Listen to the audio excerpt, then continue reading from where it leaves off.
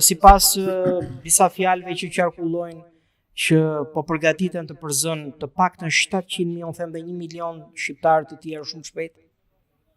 Kjo ka përdodhur Shumë për një shpejt. kohë shumë shkurtër. Shumë shpejt. Shumë shpejt edhe për një kohë shumë shkurtër. Shumë shkurtër. Nuk duan më shqiptar. Këta njerëz duhet kuptojnë kë kanë votuar për këta 36 vjet. Po ja pra e kanë kuptuar dhe prandaj kanë dalë protestë. Kush? Populli e kupton? Ata që kanë dalë protestë.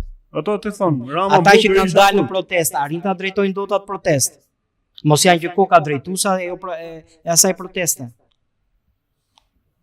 Kush e drejton atë protestë?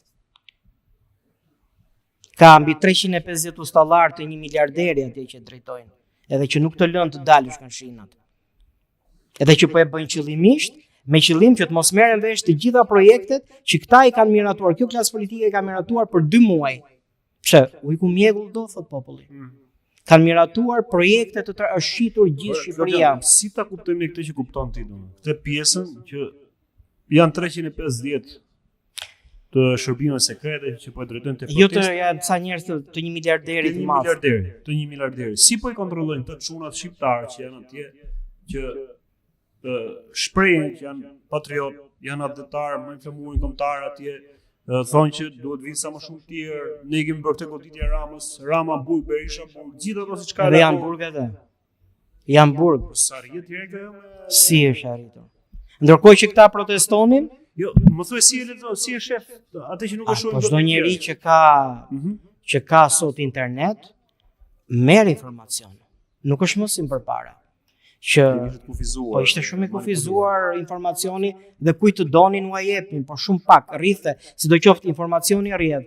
Kushdo merr të dhëna, merr informacion. Unë Shan Fallgjorë, se jam marrë me spiritizëm në jetën time dhe urrejsi si sport. Po se dua, se bie ndesh dhe me Biblën.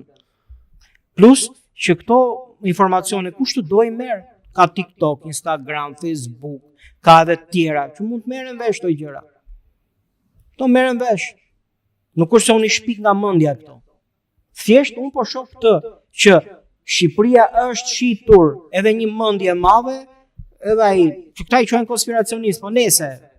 Ai ka thënë këtë, ajo marrëveshje e fshet, Zvërneci, Bishporo, Sazani, ore gjithë Shqipëria ka kaluar në fshetësi. Është miratuar, ka se ka rrjedh informacioni. Ishte kjo proteste mirëfill, nguleshin aty njerëzit.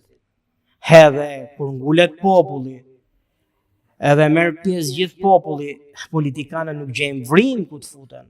A vrim ku të futen. Do përdorin vetëm ato tunele që ka Shqipëria, si janë ndërtuar ca tunele këtu. Kanë filluar që në kohën e Qazimulletit, vazhduan pastaj me epokën sovjetike, me epokën kineze, janë ndërtuar ca tunele shumë interesante. Aty i shkojnë pastaj këta. Atje ikin, po të dojë populli. Po, është një protestë që s'po arrin gjë. Është një protestë që këtyre intereson sepse këta, ndërkohë që populli proteston, këta po kalojnë projektet të gjitha, po shitur Shqipëria. Më vjen keq. Këtë rezultat ka protesta. Sepse ujku mjegull do. Po i shërben më shumë ujku se sa ne deleve. Po, ujku të çanë mjegull. Edhe këta po na çajnë. Pra, ne nuk kemi as popullin, as drejtuesit politik domethënë. Shiko, unë isha kalova. Isha kur u miratua ajo, kaloi projekt ligji për shitjen e tokave bujqësore. Kishte shumë pak njerëz. Shumë pak njerëz kishte. Pse kishte ca vezë që u shkëmbyen ca vezë me policin, filloi policia hiku i zmbrapsi. Të ishte proteste vërtet ajo. Nuk guxon dot policia as ushtria ti dal populli se ngrihet një popull i tërë në këmbë. Pse nuk ngrihet i populli i tërë me këtë lloj gjendje ku ndodhet Shqipëria, Klodian? Se di, ne jemi një popull i tillë që kemi probleme të mëdha që ne nuk besojmë dhe kur na tregohet e vërteta. Ja ne po e shikojmë, Shqipëria është shpopulluar. Tash ti shumë konspiracionist, që unë i quaj njerëz të së vërtetës, ata kanë folur që është një plan i mirë fillt, i mirë organizuar, që t'i përzën shqiptarët nga Shqipëria. Kjo ka nisur që në vitin 1990 me ambasadat, pasandaj në 91 me eksodin e shqiptarëve dhe ka vazhduar kjo hemorragji, kjo gjakrrjedhje e shqiptarëve. Është përforcuar vitet e fundit, jashtëzakonisht shumë vitet e fundit. Për njerëzit i shikojnë, ne nuk jemi më si përpara. S'ka kaq shumë njerëz, konsumi i ushqimeve edhe i artikujve të tjerë, qoftë ushqimor, qoftë edhe artikujve të tjerë, ka rënë frikshëm. Kuptohet, duket, dallohet qartë. Domethënë që është një plan i mirë organizuar për t'i përzënë shqiptarët në Shqipëri.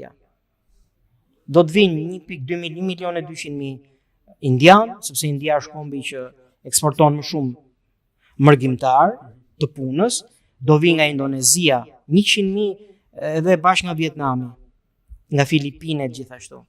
Është bërë plane. Se po e shohim, çdo ditë më shumë po Duke shohim dallohet qartë. njerëz të këtyre vendeve Dallohet që qartë. punojnë në Shqipëri dhe duke punuar, duke jetuar në të Ku janë shqiptarët? Pse s'punojnë shqiptarët? Edhe sot po shoh diçka, një lloj realiteti shumë tjetër, Klodian, që po dëgjoj akoma më shumë shqiptarë që thonë duam të ikim nga Po, Shqipëria. siç ta thash, po ta përsëris. Po vjen keq që kjo gjë ka ndodhur fiks pas protestës. Pse? Si e shpjegon këtë pjesë? Po sepse po shikojnë që edhe ajo e vetmja shpresë që ishte protesta, që njerëzit të mashtruar besuan se ishte e vetmja shpresë. Po e shikojnë që ajo protestë nuk po jep gjë. Dhe nuk ka për të thënë gjë, madje ka të ngjarë të çojë në diçka tjetër, në luftë shumë shpejt nga Mossadi, shërbimi i fshetit izraelit për ta shfarosur gjithë Shqipërinë. Sepse si thoshte profesori kinez, parat janë dhënë, tani ata kërkojnë mallin. Tani do kthehemi prapë tek protesta, po doja që të shkoja që pak për atë situatën që po ndodh në Spanjë, se edhe aty po kthehet një lloj lufte.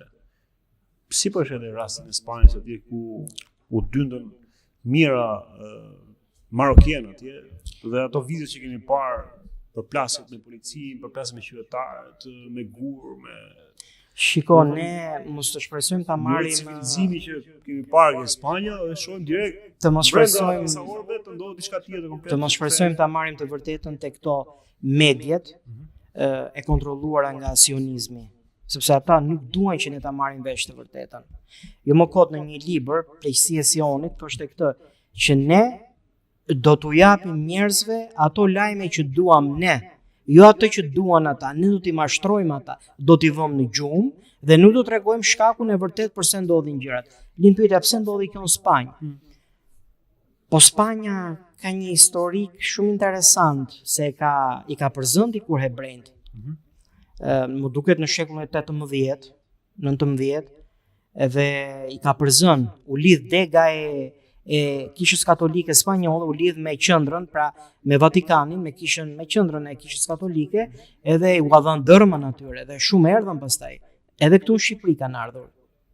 Madje shumë familje shumë familje të nderuara në Shqipëri. Po si ka mundësi po ja kthejnë shqiptarëve në këtë formë ata, ndërkohë që shqiptarët i kanë mbajtur. Ata kanë interesa. Ata po nuk shohin ata, nuk dinë ata ç'është. Ata kanë vrarë njëri tjetrin. Ata dhe luftën e dytë botërore organizuan vetëm nga që hebrejt nuk po u përgjigjeshin thirrjeve të këtyre bankierëve të fuqishëm sionistë që shkonin dhe të popullonin Palestinën, sepse hebrejt ishin rregulluar në Europë. Nuk donin ata mënyra më e mirë pastaj për t'i larguar hebrejt nga Europa, sepse kishin një qëllim shumë të madh se krijuar shtetin e Izraelit. Ai shteti i Izraelit ka qenë një minierë vërtet ari për sionistët.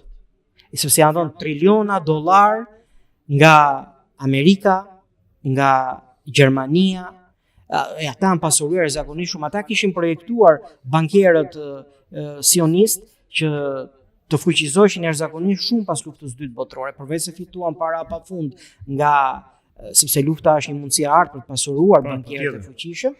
Ata kishin projektuar që për ta shtënë nën kontroll të gjithë sistemin financiar botror, ata kishin projektuar shtetin e Izraelit dhe gjithë ato para që ka dhënë Amerika dhe Gjermania, a Izrael duhet ishte bërë superfuqi botrore, duhet të kishte kaluar dhe Amerikës. Po ne nuk shohim që Izraeli të jetë ndonjë fuqi, kush e di se çfarë. Çfarë ka ndodhur? Pse ato para kanë shkuar tek bankierët e fuqishëm, të cilët i kanë përdorur ato para për të gjithë luftrat që kanë ndodhur mbas vitit 1945, për të gjithë poshtërsitë dhe projektet për skllavërimin